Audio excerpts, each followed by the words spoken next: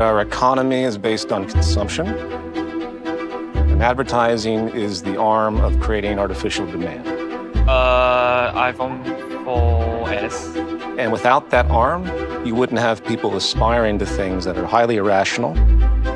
When advertising presents something to the community that seems to be something that some people want, it spreads like a virus and then everybody wants it, because it's an issue of social inclusion, because that's how we identify. We identify and define ourselves by how others see us and how we are included in the group, which is a part of our biology. So it manipulates our most primal sense of humanity in order to sell things. If you didn't have that arm, in our consumption-based society since the Industrial Revolution, the economy would collapse.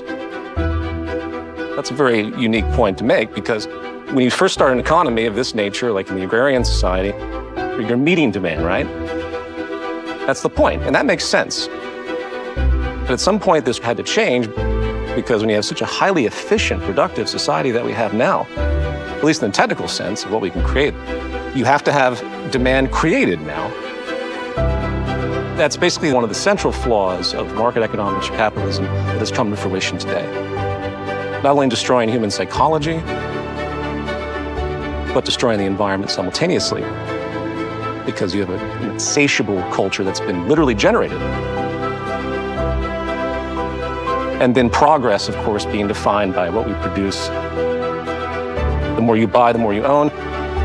That must be progress now.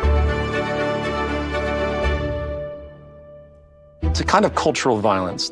The more people promote consumeristic values, the more they want more and more this and that, the more they flaunt that phenomenon, the more they create cultural violence. Because if you create a society that thrives in this type of self-identification, you're basically also promoting not only the destruction of the environment, but the diminishment of others.